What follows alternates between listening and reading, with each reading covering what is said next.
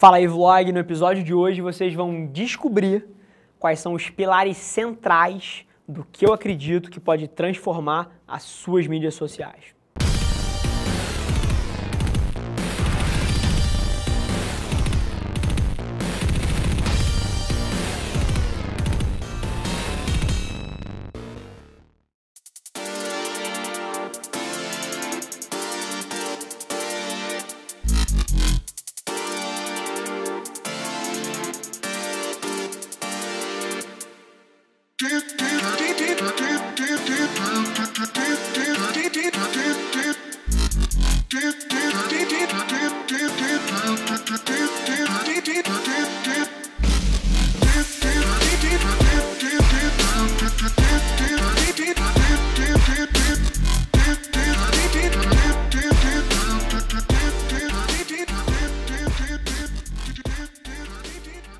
Deixa eu te dar uma dica de alguém que faz dezenas de vídeos por dia. Não tenta pensar, estruturar o que você vai falar. Conta uma história. Pensa num cliente aí que você ajudou semana passada ou há 2 semanas atrás. Fala aí, galera, Paulinha aqui do time de engenharia da Lins. E, cara, estou trazendo para vocês um case super interessante que aconteceu há 2 semanas. Uma indústria de mineração procurou a gente para solucionar um problema que eles tinham no silo de cal, que eles já tinham tentado diversas tecnologias, entre radar, ultrassom, e nunca tinham conseguido ter uma medição confiável. E a gente conseguiu na semana passada consagrar a nossa solução, o silo está operando 100%. Enfim, conta uma história que você tenha vivido aí de alguém que você ajudou. Não tenta, vir com uma rotina pronta, eu vou falar isso. Conta uma história, tá ligado? E pensa sempre, não pensa em você, pensa na tua audiência, pensa em fazer os caras que vão ver isso aqui entenderem como é que você ajudou. Esquece você. Você tá linda o tempo todo, foca em tirar valor.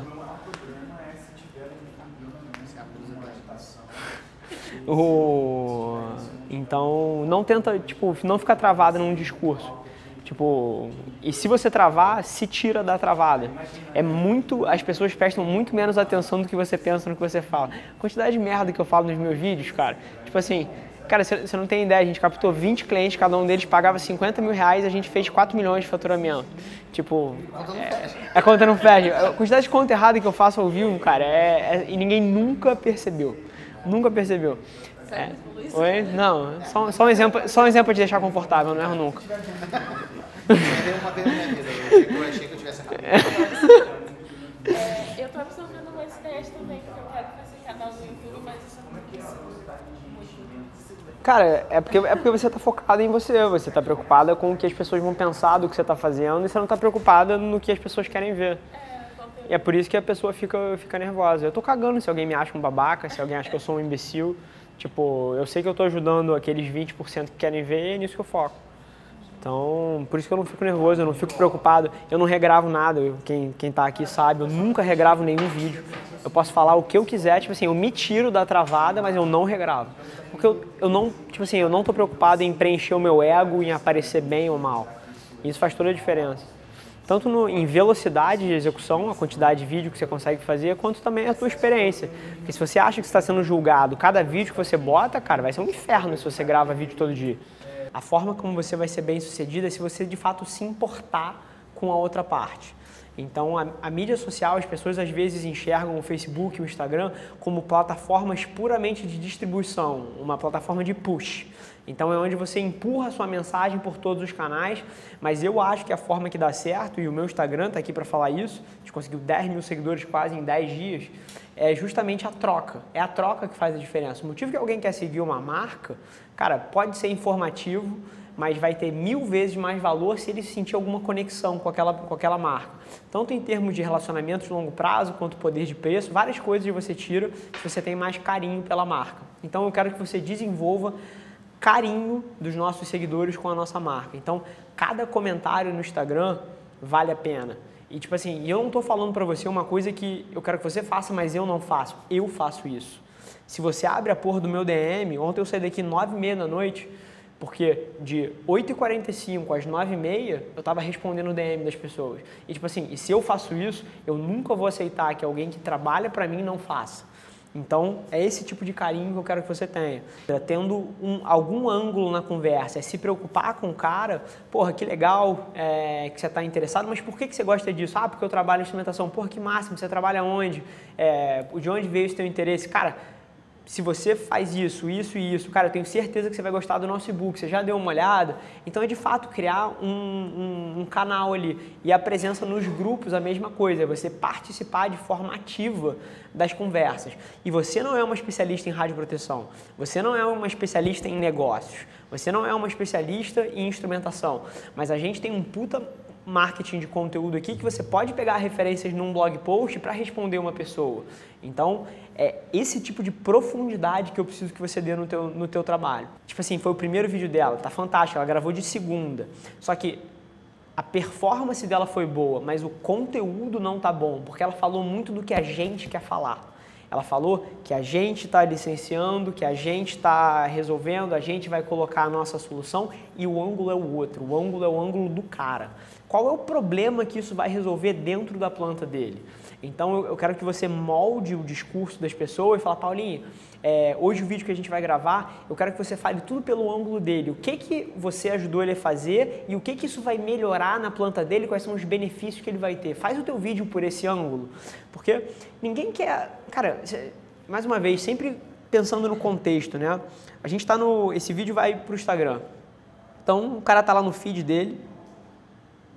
Tipo assim, se ele for um fã da Lince, ele pode até querer ver o que a gente está fazendo, mas não é o caso. A maioria das pessoas quer tirar valor para elas. Quando você está no seu feed, você quer alguma coisa que te interesse.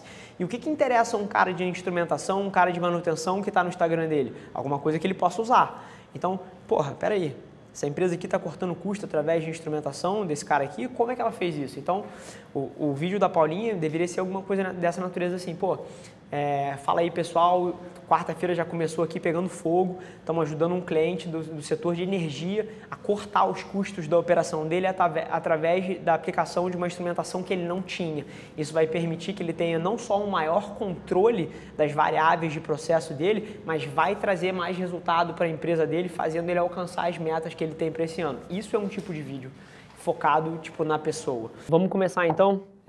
Primeiro de tudo, queria formalmente agradecer você por estar presente aqui. Eu acho que é uma oportunidade muito interessante para a gente trazer valor para a galera. A tua trajetória é uma trajetória ímpar, que daqui a 2 minutinhos eu vou pedir para você explicar um pouco de onde você veio, para onde você passou, e depois a gente constrói em cima disso. Eu preparei aqui 2 perguntas que eu acho que vão ser cruciais para o pessoal tirar valor. Eu acho que tira a essência do que você pode trazer aqui, da tua especialidade. Mas já, cara, cortando uma história longa, para meia dúzia de pessoas que não sabem quem você é, dá os seus 2 centavos aí sobre de onde você veio, quem é um pouco o Daniel Velasquez, por onde o Daniel Velasquez passou aí na vida. Beleza. Bom, meu nome é Daniel Velasquez, eu basicamente hoje sou empreendedor que nem o Rafa, mas eu venho de um processo muito diferente da maioria das pessoas. Eu sou ex-atleta de alto rendimento de pentatlo moderno. Então, o que é pentatlo moderno? É um esporte que engloba natação, corrida, tiro, hipismo e esgrima. E antes de ser atleta de alto rendimento de pentatlo, eu fui atleta de natação. Eu passei cerca de 10 anos sendo nadador e os outros 5 dentro do esporte de alto rendimento no pentatlo. E depois disso, eu encerrei minha carreira, vi que não ia conseguir me classificar para os Jogos do Rio de 2016 e comecei a me aprofundar muito. Enquanto eu era atleta, eu já me aprofundava muito nessa questão de desenvolvimento pessoal, de auto-influência, porque o atleta precisa o tempo todo estar se desafiando na mente dele. E isso é muito importante. Você muito bem sabe disso, que não é fácil você acordar 4h30 da manhã sem você ter uma razão muito forte para o que você quer fazer da vida. Eu diria que consistentemente é impossível. Exato. Então, criei minha primeira empresa, quebrei, eu comecei na faculdade como engenharia mecânica, depois eu passei para gastronomia, acabei me formando em educação física. Então, é uma trajetória assim que você tem que estar tomando decisões o tempo inteiro, e isso me fez crescer muito como pessoa, como atleta, como empresário, empreendedor. Empresário acho que é uma palavra mais lá em cima, acho que todo empresário é um eterno empreendedor.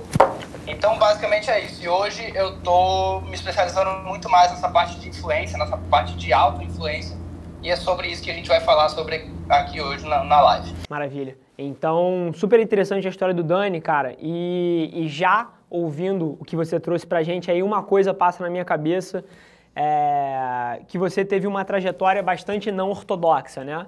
Então, de atleta de alto rendimento, de uma engenharia para uma gastronomia, para um atleta a nível de seleção brasileira que disputa um mundial, passando por uma carreira de empreendedorismo. Eu não tenho dúvidas que essas decisões foram decisões muito difíceis e eu acho que várias das pessoas que estão aqui ouvindo provavelmente têm situações similares na vida deles.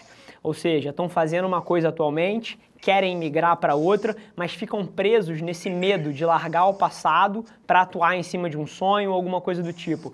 Eu queria te fazer uma pergunta muito clara. Como você, ao longo da tua carreira, criou coragem para tomar essas decisões e migrar de uma maneira tão vertical para outra atividade? Cara, como é que você tomou esse processo mental e por onde passou a sua tomada de decisão? Cara, basicamente é insatisfação. Eu sou um cara que, se eu não estou satisfeito no local onde eu estou, eu vou buscar sempre mudar. Então, para quem hoje está insatisfeito no local que está, busque mudar, mas não é um processo de tomada de decisão muito fácil.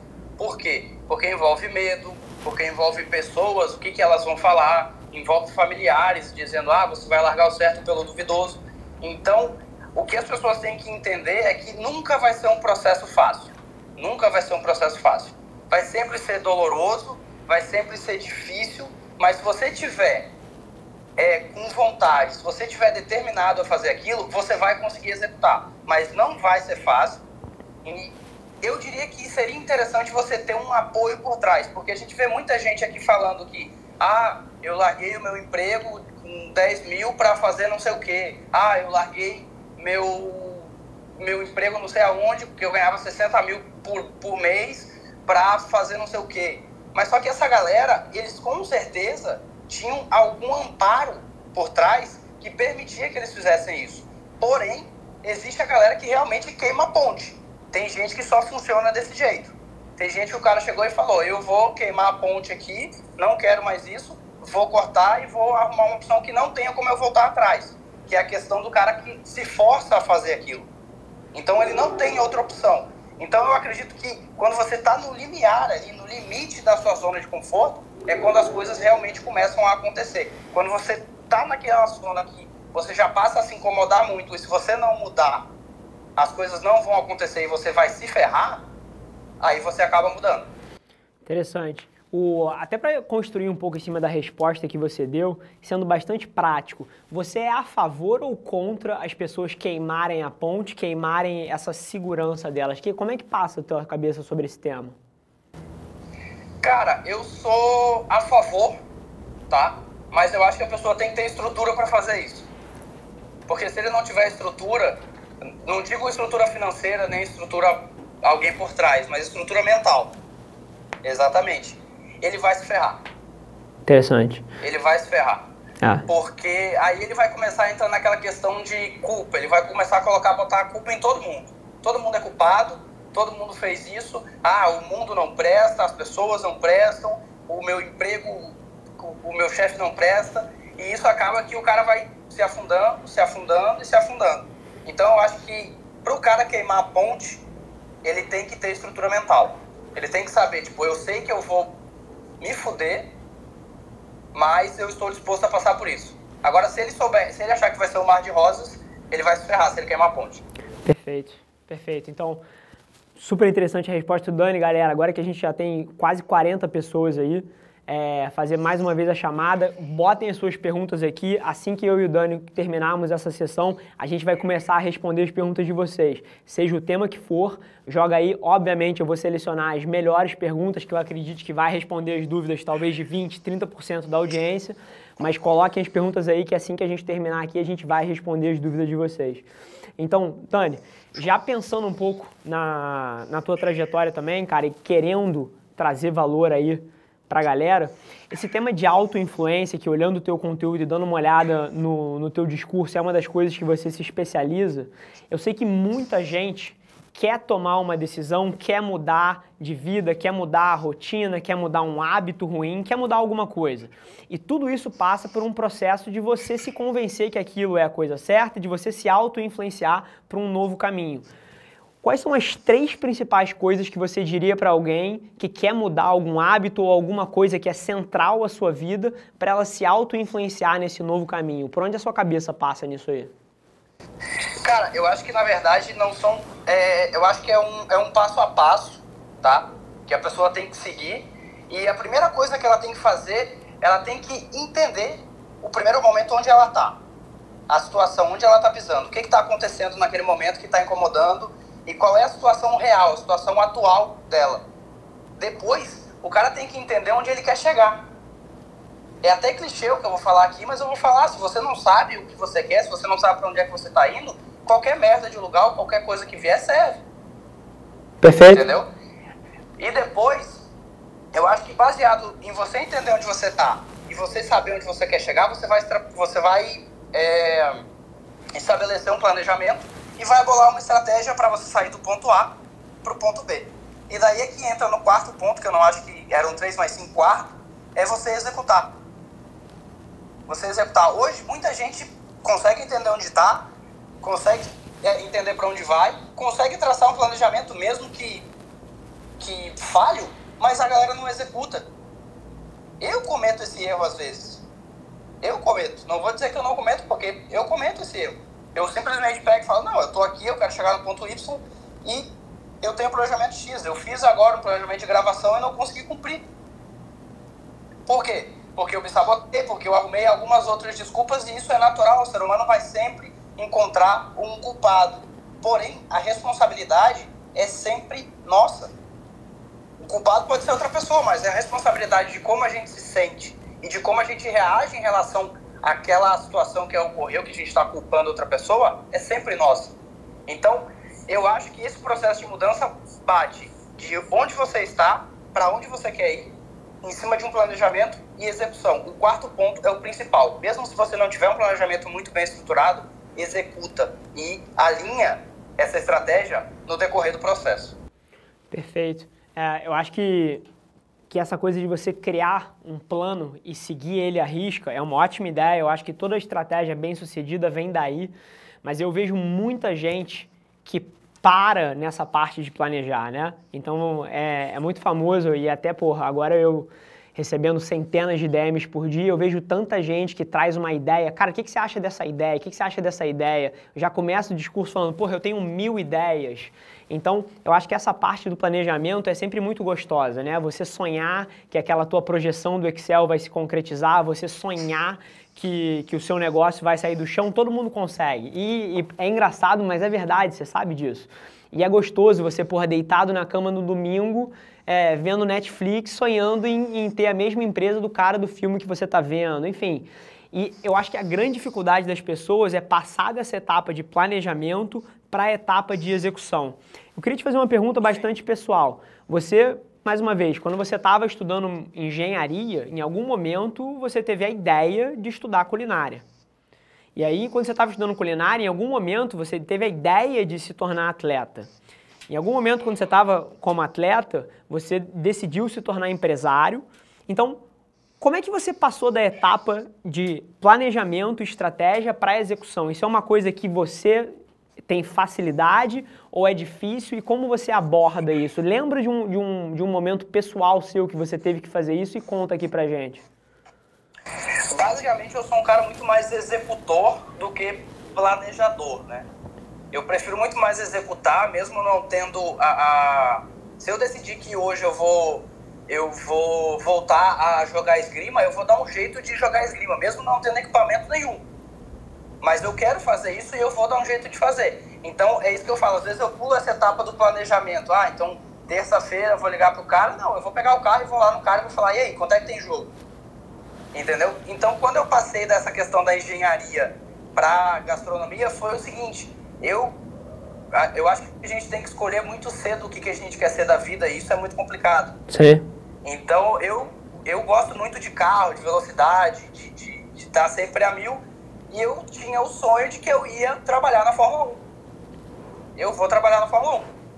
Só que eu fiz engenharia mecânica pensando em trabalhar, em correr com carro, em fazer esse tipo de coisa. Mas, na verdade, o que eu estava estudando para fazer era para desenvolver o carro dos caras. Em nenhum momento eu ia sentar no cockpit e ia pilotar. Sim. Aí eu falei, pô, deu um ano, eu falei, cara, não é isso que eu quero.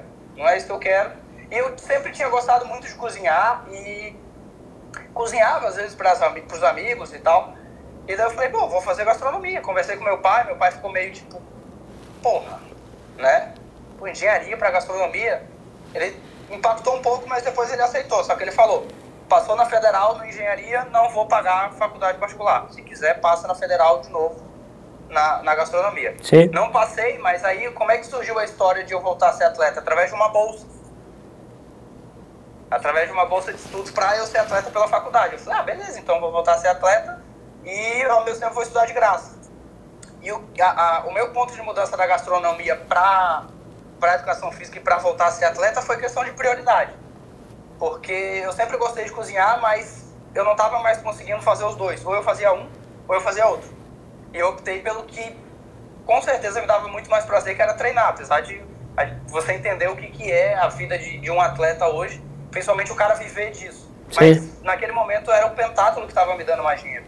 Então, nessa questão foi questão de prioridade e um pouco de amor também, porque eu acho que eu sou completamente apaixonado por praticar esporte. Hoje eu vou pra academia malhar, eu não vou dizer que tenho o mesmo prazer de ir jogar esgrima ou nadar ou saltar com o cavalo e etc. Então, eu acho que sempre foi essa questão assim de você ter que tomar a decisão, mas eu particularmente na execução. Depois eu vi o planejamento, como é que ia ser feito. Bom, agora já que eu já executei, vi como é que é, gostei, vou planejar para ver como é que vai ser. Bacana. Então é basicamente isso, sim. Interessante, eu vou dar meus 2 centavos aí em cima disso, que execução é um tema que eu adoro, mas antes de tudo, agradecer a Vitória pela pergunta, mandou uma pergunta sensacional. Dani, eu vou até te pedir desculpa, vou inverter a ordem, antes de você fazer pergunta, vamos responder a Vitória, que mandou essa pergunta fantástica, mas só vou dar os meus 2 centavos aqui em cima da execução. Eu também sou igual a você, inclusive um amigão meu, Felipe Gentil, empreendedor, já teve no Mentality Show também, postou ontem no LinkedIn, quase que uma enquete, perguntando, você é 20% planejamento e 80% execução, ou você é 80% execução e 20% planejamento? E aí eu respondi nos comentários lá que eu sou 1% planejamento e 99% execução, porque a única coisa que eu planejo é o dia que eu vou começar a fazer as coisas. Então, eu sou fanático por essa tese, porque eu acho que grande parte do valor, e eu atribuo muito do meu sucesso na minha trajetória profissional a isso, é que eu não leio as manchetes que as outras pessoas escrevem. Eu decido que eu vou fazer alguma coisa, eu começo a fazer e começo a tirar as minhas próprias conclusões daquilo. Eu não leio um paper de um pesquisador ou de um guru de mídia social sobre Facebook Ads. Eu vou lá e faço 799 mil anúncios, estava agora aqui uma reunião de 1h30 com o Vinícius, o meu head de marketing, porque a gente estava definindo quais são os testes AB que a gente vai rodar essa semana. A gente definiu quase, se eu não me engano, 72 testes AB, para ver qual é a foto que funciona, qual é o texto que funciona, qual é a segmentação que funciona. Então, eu tento não consumir a informação dos outros e criar a minha própria informação. Então eu vejo muito valor de você executar e você aprender com a execução.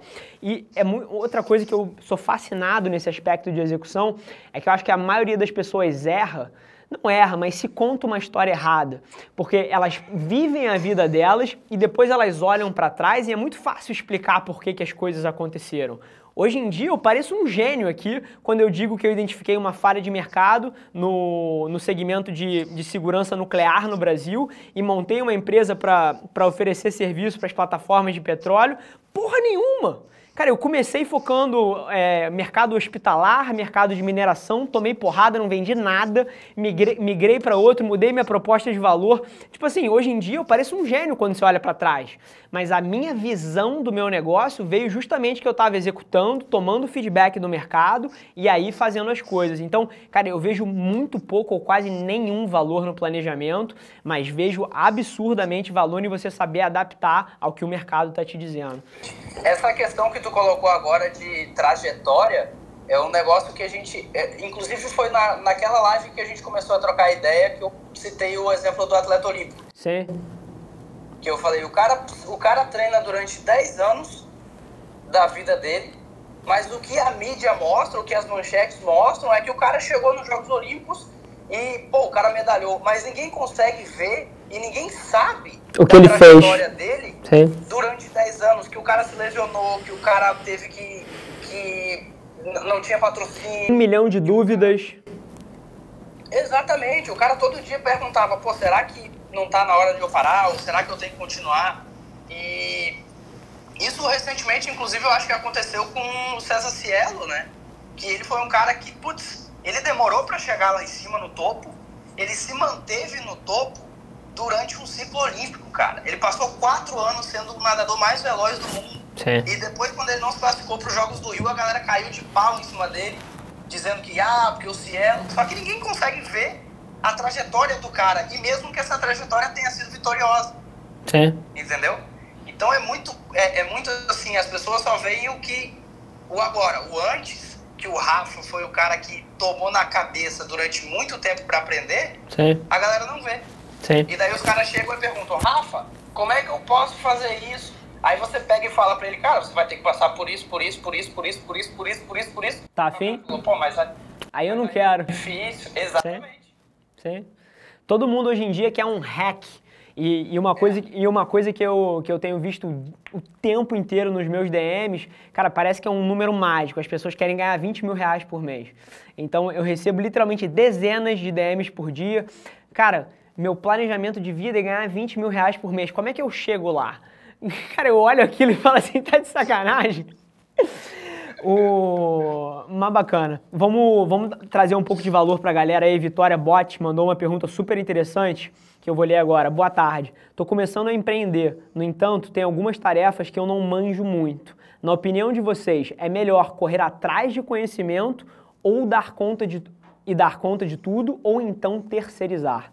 Eu acho que é uma pergunta super interessante. Eu vou dar os meus 2 centavos aqui primeiro e depois, se você quiser construir em cima ou adicionar alguma coisa, você fica à vontade. Cara, Vitória, eu acho que não, como tudo na vida, eu acho que não tem situação preta e branca. É sempre no cinza que você vai entender o que você precisa fazer. E o que eu quero dizer com isso? É impossível te dar um conselho eficaz se eu não tiver contexto sobre a tua situação. Primeiro, quem você é. Que tipo de pessoa você é? Que tipo de empreendimento você está começando? Quanto de recursos, capital, capacidade de contratar você tem? Tudo isso vai moldar a minha resposta aqui. Por exemplo, eu estou começando um projeto de mídia.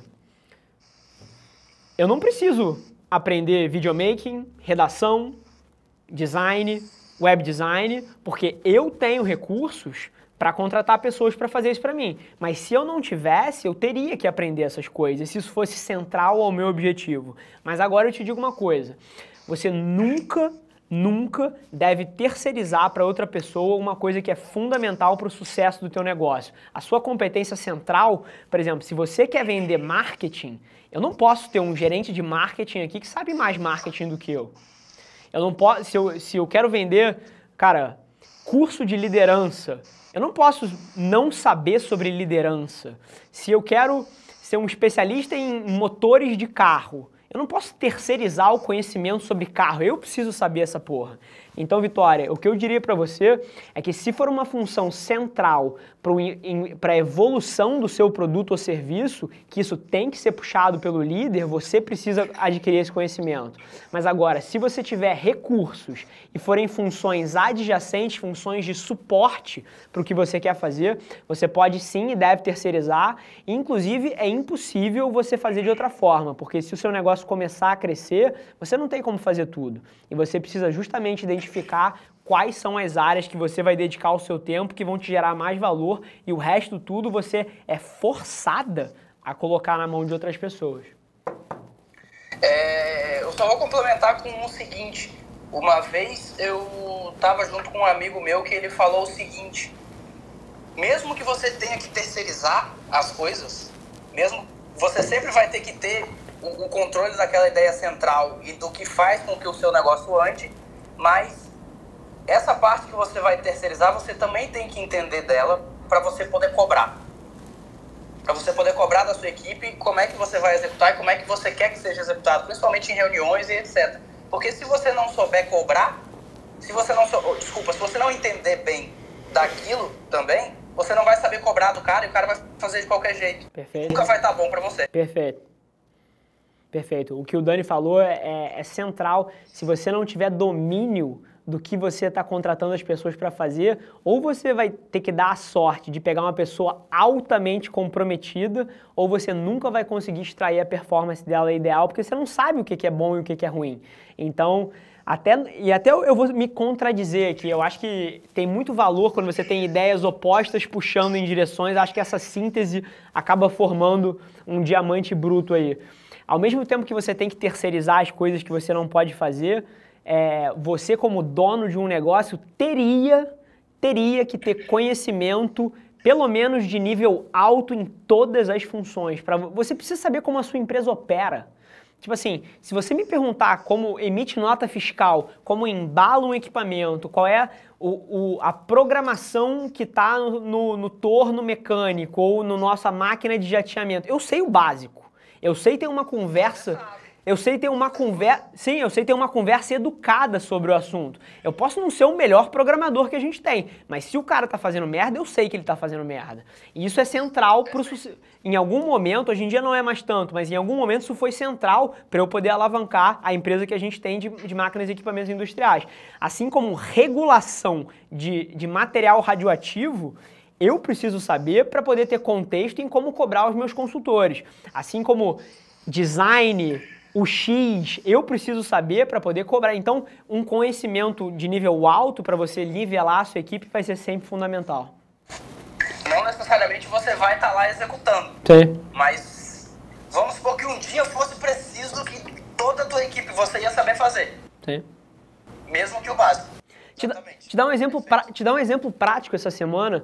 A gente, de vez em quando, testa segmentações de Facebook Ads diferentes, de LinkedIn também. E, de vez em quando a gente vê os retornos caindo e a gente muda, a gente acerta no meio do alvo e explode a geração de oportunidade. Essa semana, eu estava ligando para lead para qualificar, porque transbordou. Eu tenho 8 pessoas na minha equipe de vendas internas e não tinha como atender tudo. Então, eu sei fazer, fui lá e fiz. Então isso não só mostra a sua capacidade de liderança, porque é difícil alguém respeitar a opinião de alguém que o seu funcionário sabe que você não entende daquela porra e que você tá dando um pitaco mal informado. Então é super interessante que você saiba assim.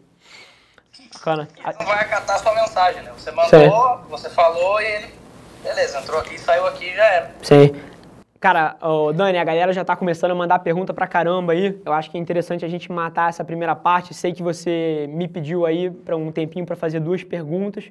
Eu queria entender aí o que você preparou, o que você tá querendo trazer aí. Então, vamos lá. Eu comecei a acompanhar a tua história acho que, cara, desde quando tu não tinha nem 1000 seguidores ainda. Então, faz um tempinho já. Fazem 10 dias.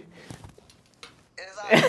Mas foi antes, foi bem antes. Foi antes de tu ir pro Aconcagua. Aconcagua. Antes de tu ir pra Aconcagua. Bacana.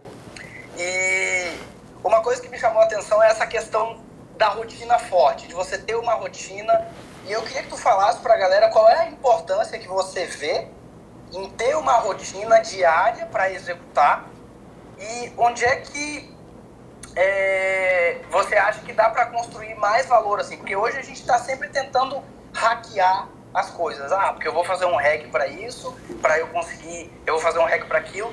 O que você acha da rotina, da importância da rotina no dia a dia para a execução, já que tanto eu quanto você somos 2 caras totalmente executores? Sim.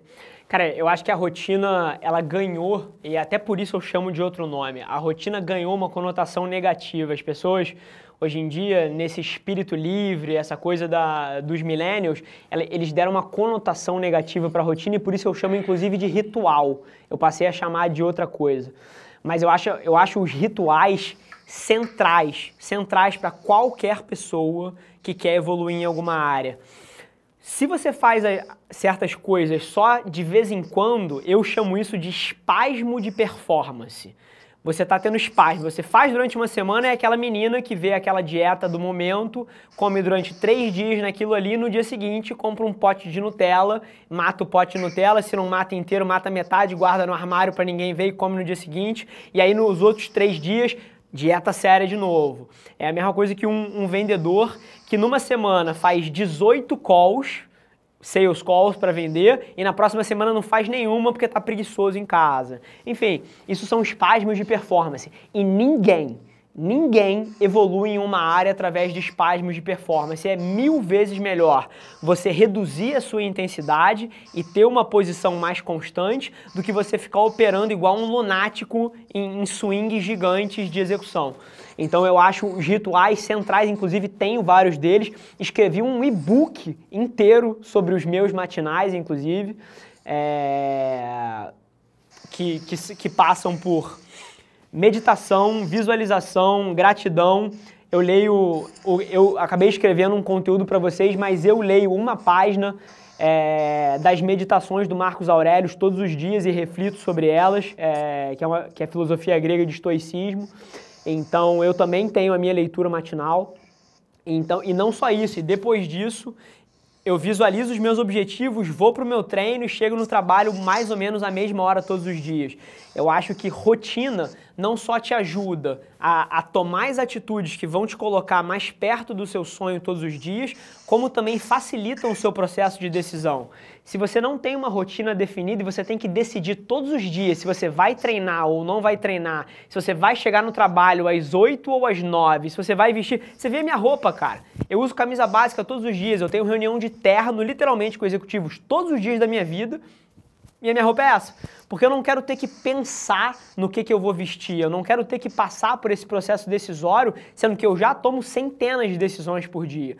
Então, rituais e rotinas são centrais para você poder tomar as atitudes corretas durante longos períodos. Eu vou até te dar um contexto aqui. A maioria das pessoas entende a minha obsessão de escalar o Everest da maneira errada, cara. A maioria das pessoas acha que é sobre escalar o Everest, sobre meter o meu machadinho no topo do negócio, e não é. O Everest é a minha maneira de mapear as minhas rotinas que eu quero ter todos os dias. Por quê? Para escalar o Everest, eu preciso de 3 coisas. Primeiro, me manter financeiramente bem sucedido, porque a viagem custa só de custo financeiro 300 mil reais, mais o custo de oportunidade de me afastar dos meus negócios durante 3 meses, que provavelmente está na casa dos milhões. Então, ponto 1. Ponto 2. Eu sou uma pessoa que liga muito para a saúde física. Vocês podem rir, mas eu quero viver 110 anos. Eu como para isso, eu mapeio a minha rotina de saúde para isso. Então, para eu escalar o Everest, eu preciso estar no auge da minha forma física e da minha saúde. E a terceira coisa que eu valorizo muito, eu acho que 50% do meu conteúdo é sobre mentalidade, é sobre mindset. E para você escalar o Everest, você precisa ter uma cabeça muito forte. Porque eu já escalei a 2ª maior do mundo, dos 7 picos, já escalei a 4ª, e elas são dificílimas, e você vê pessoas com corpos e performances e níveis de atletismo sensacionais perderem por causa da cabeça.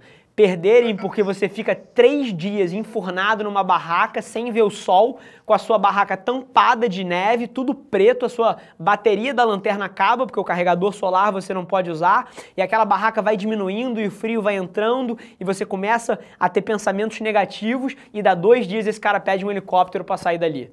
Então, para você escalar uma montanha dessa, você precisa ter uma cabeça muito forte. E repara só, as 3 coisas que me deixam mais perto do Everest são 3 coisas que eu quero ter na minha vida para sempre. Então as pessoas entendem o Everest da ótica errada, eu não quero chegar lá em cima. Eu acho inclusive que quando eu chegar lá em cima, eu vou me perder na vida durante um tempinho.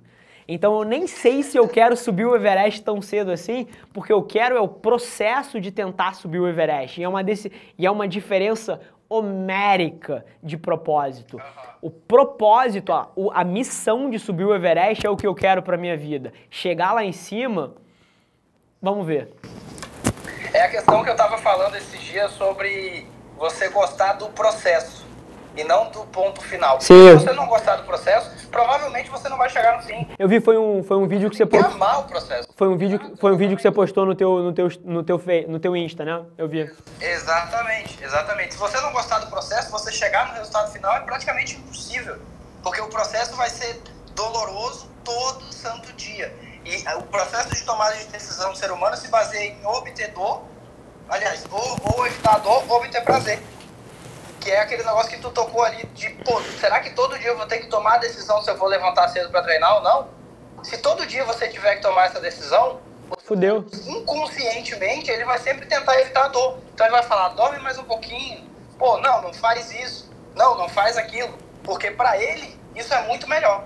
E um outro ponto que tu falou agora, essa questão de que a galera que sobe o Everest perde na mentalidade, mesmo tendo uma capacidade física maior do que de outras pessoas, é uma frase que eu li num livro que me ajudou muito quando eu estava iniciando minha carreira no pentatlo, que o nome do livro se chama O Único Sobrevivente. Tem até um filme que se chama O Grande Herói, que são dos sul-americanos.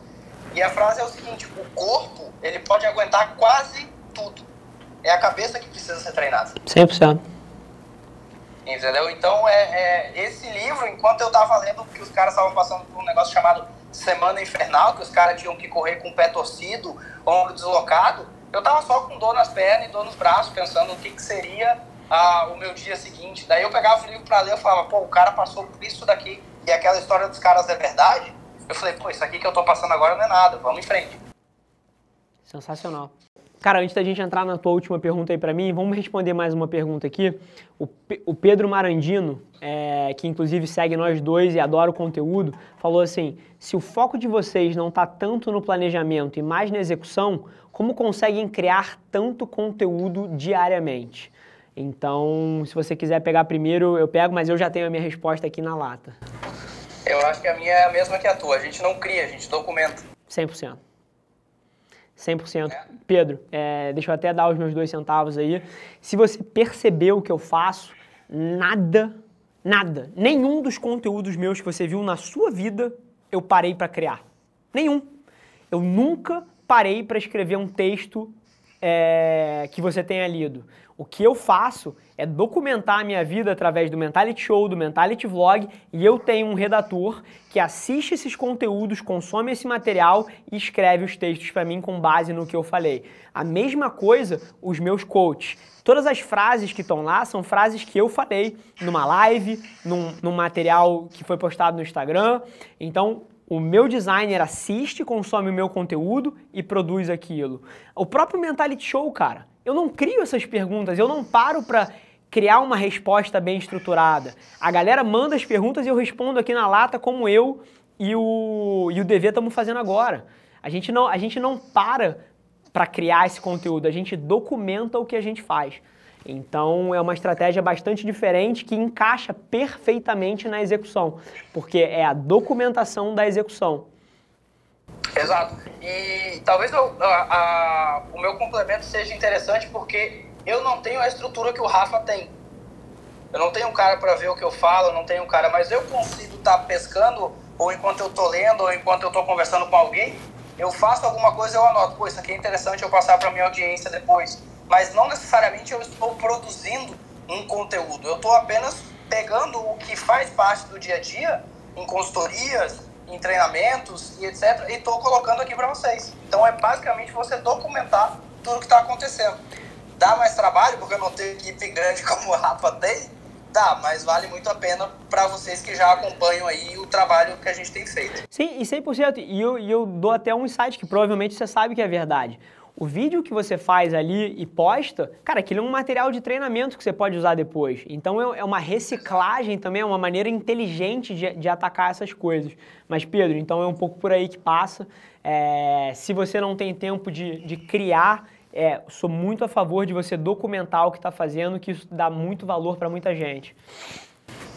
Exatamente. Então vou para outra pergunta, beleza? Fechado? Essa é uma pergunta que até me intriga também. Claro. Eu li em algum local, acho que foi no teu site, que aos 23 anos tu tava perdidaço. Tu se achava um super-herói, que tu falou, que tu se achava o dono do mundo, mas tu tomou vários tapas na cara e tu viu que não era bem aquilo. E meio que tu se isolou, tu fez uma reflexão, tu buscou um autoconhecimento. E eu queria saber como é que foi, eu queria que tu falasse para todo mundo, porque talvez alguém tenha essa curiosidade também, de como é que foi esse processo que tu meio que se isolou. Eu li que tu leu não sei quantos livros. Então eu quero saber como é que foi esse processo. São 3 perguntas numa só. Como é que foi esse processo? Onde é que entrou o Everest nessa história? E qual foi o livro dessa pancada que tu leu nesse, sei lá se foi 1 ou 2 anos, que mais te impactou? Não vale dizer que foram vários. Tem um que com certeza foi o que mexeu na chave. Virou a chavinha. Bacana. Eu acho que tem várias perguntas aí e a resposta dessa pergunta passa por eu contar um pouco da minha história aos 22, 23 anos. Então, a dica que eu dou para todo mundo de experimentar várias coisas foi um conselho que eu tomei e deu certo para mim. A maioria das coisas que eu trago para as pessoas aqui não foram coisas que eu li, não foram coisas que eu ouvi alguém falando, foi o que deu certo para mim, é a minha verdade. E pode não ser que não dê certo para você, mas eu só posso falar do que eu vivi, do que eu experimentei. Então, desde que eu estava na faculdade, eu estagiei em 5 lugares diferentes e totalmente diferentes. Em termos de atividades, em termos de indústrias, porque eu estava experimentando as coisas. Então, quando eu digo que eu estava perdido, é porque, como muitas das pessoas que estão aqui assistindo a live, eu não tinha me encontrado ainda. Óbvio que eu fazia as coisas, óbvio que eu estava trabalhando, mas eu não, cara, não me brilhava o olho aquilo ali. Então, eu estava insatisfeito, quicando de um lugar para o outro. E aí, no meu último lugar que eu trabalhei, eu achava que eu sabia o que eu queria fazer, e a minha chefe não estava deixando eu ir para a área que eu queria, e aquilo ficou uma situação insustentável. Eu saí crente que ia conseguir fazer o que eu queria em outro lugar, porque se ali onde eu trabalhava eu estava recebendo vários convites, pô, era uma proxy boa de como o mundo ia funcionar para mim. E fiquei 8 meses, cara, levando porta na cara, fazendo 1 milhão de entrevistas, e isso abalou a minha percepção de quem eu era. Sempre me falaram, cara, você é muito inteligente, cara, você é esperto, cara, você vai ser muito bem sucedido. E eu tinha comprado aquela porra e a vida veio e me deu um coladão na cara, porque eu não estava conseguindo migrar para aquela situação. Então, o que você falou que eu me fechei e foi um momento de reflexão, isso passa por uma das maiores verdades da minha vida. E o que eu aprendi foi que dor mais reflexão é igual a progresso. E foi exatamente o que eu passei. Se eu tinha uma autoconfiança tão grande, se eu achava que eu era tão bom, cara, você recebeu qualquer feedback oposto, e não é um feedback só, é uma realidade de vida, dói muito. E aquilo me machucou demais.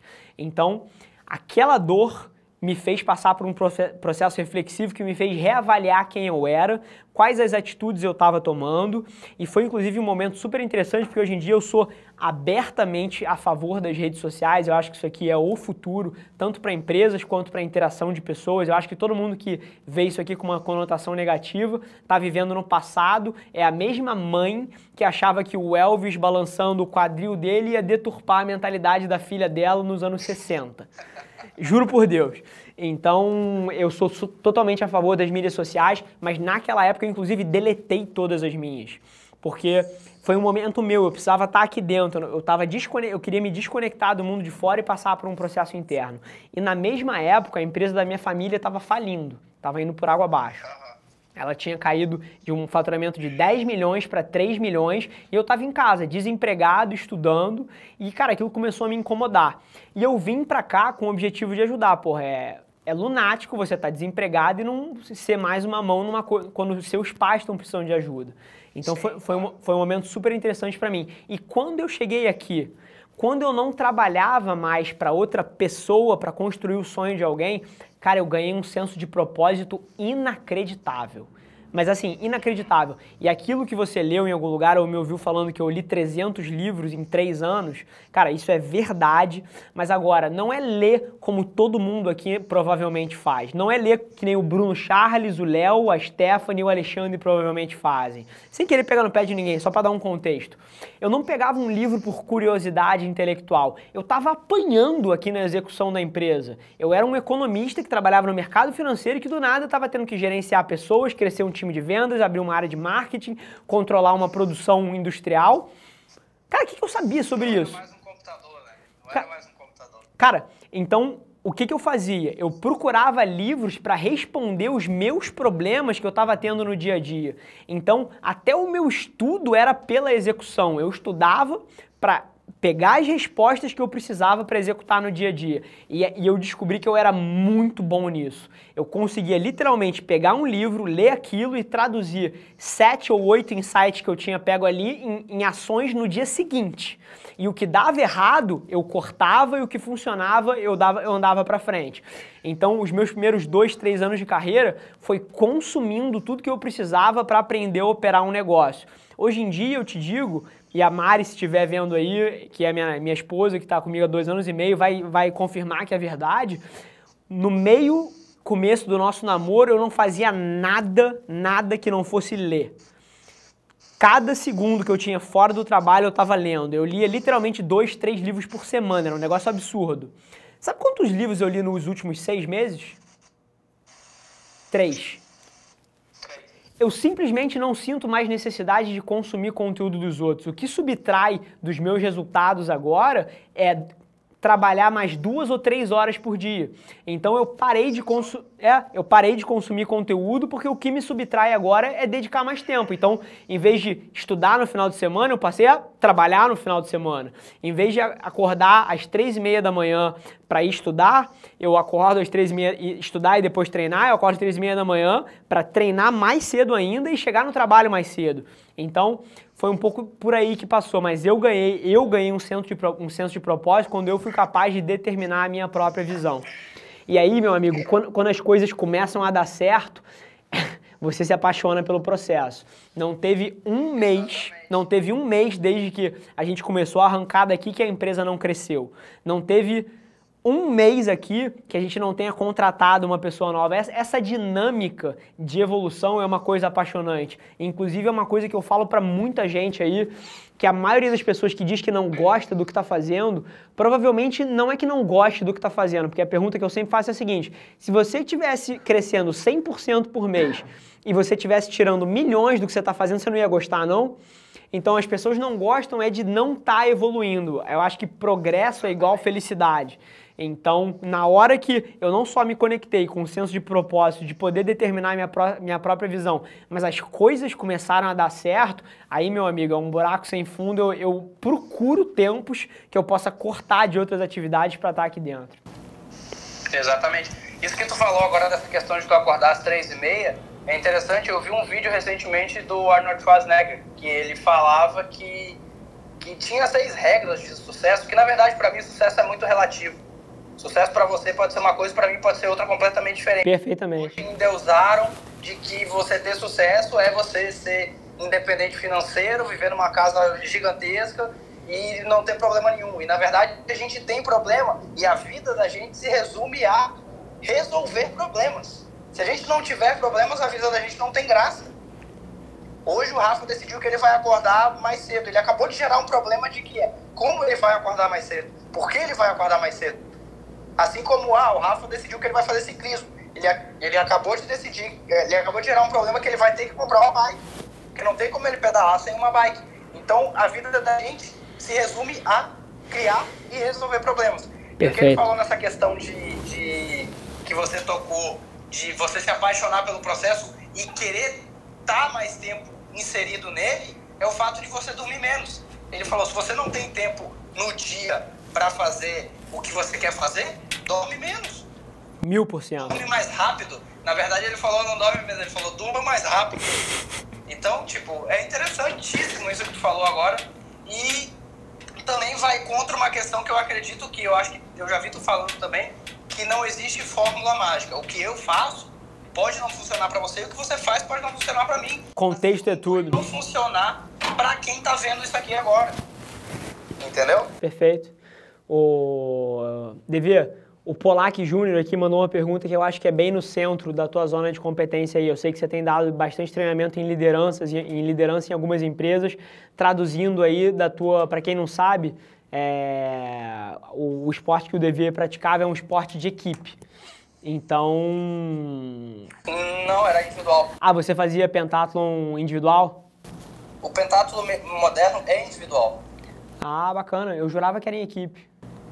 Não, o pentatlo é um pouco diferente do teatlo no sentido, porque muita gente confunde no sentido de, corrida, natação, bicicleta e o que mais? Não tem bicicleta, é esgrima, salto e tiro. Esgrima, hipismo, tiro, corrida e Natação. Só que são provas não corridas que nem é no triatlo. Você para, tem um intervalo entre você parar de jogar esgrima, tirar a roupa, faz o aquecimento da natação e vai nadar, e assim sucessivamente. Interessante. Manda a pergunta aí.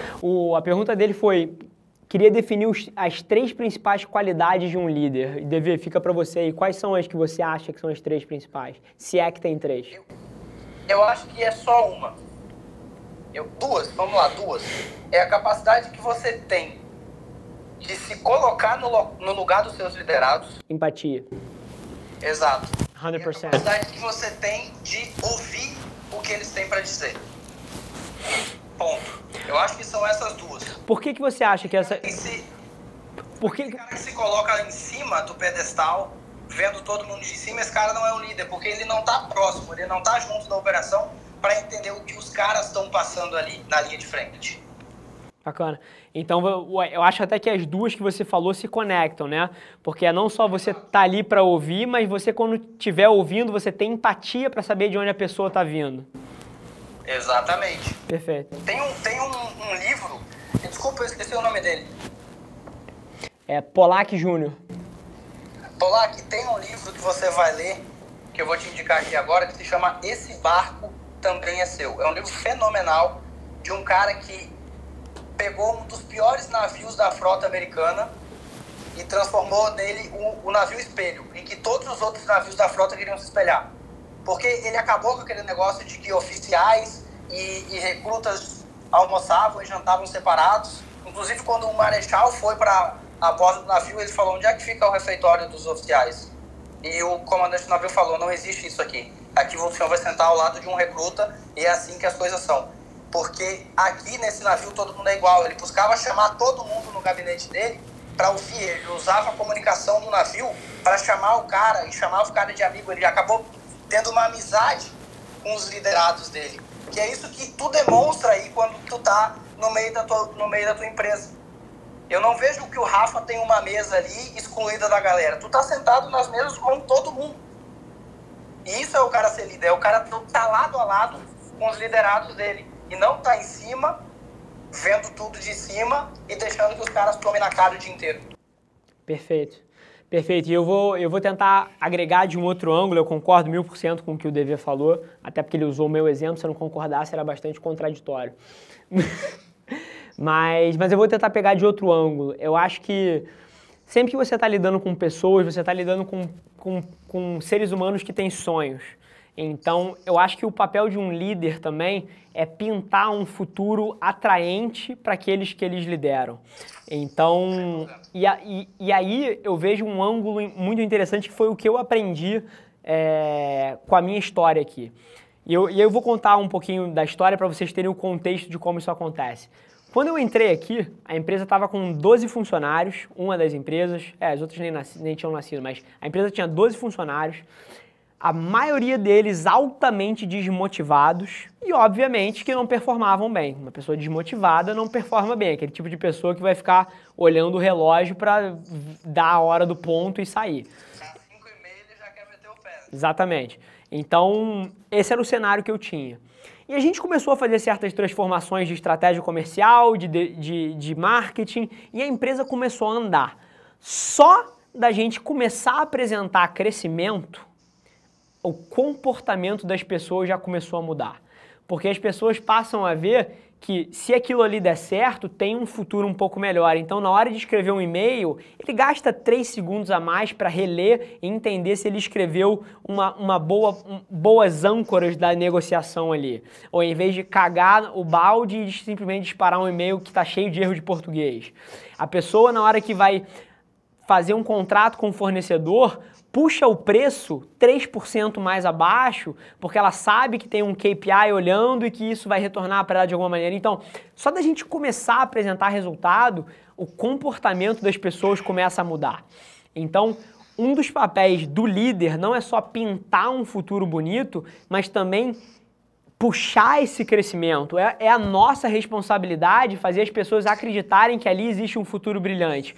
Porque na hora que você promete um crescimento e entrega, cara, você ganha credibilidade e aí você promete de novo e entrega, e aí você promete de novo e entrega, cara, você cria um ciclo virtuoso que é fantástico, porque você diz que vai fazer, vai lá e faz, diz que vai fazer, vai lá e faz. E isso cria confiança nas pessoas, e o que eu comecei a ver é que quando as pessoas começaram a ser promovidas aqui, começaram a ganhar bônus, começaram a comprar casas, começaram a trocar de carro, começaram a poder planejar ter filhos e colocar a pessoa numa escola bacana, fez a primeira viagem para fora do Brasil, para Disney, enfim, esse tipo de coisa começa a criar um senso de crescimento profissional e as pessoas são capazes de conectar os propósitos delas de vida ao que a empresa está entregando. E é aí que a mágica acontece. Hoje em dia, eu basicamente não preciso controlar o que as minhas pessoas chaves aqui estão fazendo, porque eu sei que o sucesso profissional delas está conectado ao propósito pessoal e elas vão fazer o que é do interesse da empresa porque é do interesse pessoal delas. E o papel do líder é criar esse ambiente de crescimento e depois botar as pessoas certas para operar com liberdade ali dentro. Eu acredito muito nisso. 100%. Você dá autonomia para as pessoas, né? Quando você dá autonomia para os caras, até eles conseguirem desenvolver o melhor que tem neles com uma certa liberdade, você permite que eles consigam crescer muito mais também. 100%. Vamos pegar mais uma aqui. Vai lá, Dani, vamos pegar aqui. O Pedro da Mata colocou: quantas horas vocês dormem por dia? Na última semana, normalmente entre 5 e 6. Perfeito. Eu também. Pedrão, eu também durmo entre 5 e 6, mas eu queria até adicionar 2 centavos aqui em cima desse tópico. É uma das perguntas que eu mais respondo no Direct e eu vou tentar fazer dessa live aqui o momento que eu respondo definitivamente para vocês a minha visão sobre isso. Eu durmo pouco, o Dani dorme pouco, porque provavelmente a gente consegue operar nesse nível de sono. Mas voltando ao que ele falou, eu tenho empatia que eu sei que certas pessoas precisam de um pouco mais. Eu sei que certas pessoas com 5 horas, cara, vão ficar improdutivas, é a palavra perfeita, vão ficar improdutivas. E com 7 horas ela já vai operar melhor. Cara, vamos até alongar isso aí, com 10 horas. Se uma pessoa dorme 10 horas, eu sou fascinado por essa conta de matemática básica. Se a pessoa dorme 10 horas, ela tem 14 horas para executar em cima do que quer que ela queira. Meu amigo, quem é que de vocês trabalha 14 horas? Ninguém. Ou quase ninguém. Então o que eu vejo é que não é sobre quantas horas você dorme, mas o que você faz quando você está acordado, cara. Porque a quantidade de minutos, segundos e horas que as pessoas desperdiçam é gigantesca. Então é um pouco aí que eu ainda gostaria de ir um pouco mais longe e vamos pegar essas 14 horas aí. Tem muita gente se vangloriando de que eu trabalho 24 horas por dia. Vamos usar um número que é bem realista. Eu trabalho de 12 a 14 horas por dia. Você não produz, você não é efetivo durante 14 horas. É impossível. É impossível o cara ser efetivo durante 14 horas. Não tem como o cara se manter focado, não tem como o cara ter eficiência no que ele está fazendo durante 14 horas. Então, para mim também não é o que você faz, não são as horas trabalhadas, mas são as horas produtivas. Sim, 100%. Porque dessas 14 horas o cara não consegue executar perfeitamente durante 14. Então é muito melhor. Inclusive eu fiz uma entrevista com um amigo meu no domingo aqui, que eu vou soltar. A entrevista ficou com 20 gigas, ainda não consegui soltar. Mas ele falou que quando ele ia estudar, ele não estudava por tempo. Ele estudava por matéria. A partir do momento que eu entendi essa matéria, seja em 1 minuto, em meia hora ou em 3 dias, eu só vou parar de estudar ela quando eu realmente entender ela. Perfeito. Então é essa questão de você ter eficiência no que você está fazendo e não simplesmente usar o tempo. Porque você dizer que você trabalha 14 horas por dia é muito bonito. Agora, dessas horas, quantas horas foram produtivas? Perfeito. Vai acontecer um negócio muito interessante agora. Tá me dizendo aqui que a gente tem 5... Acabou.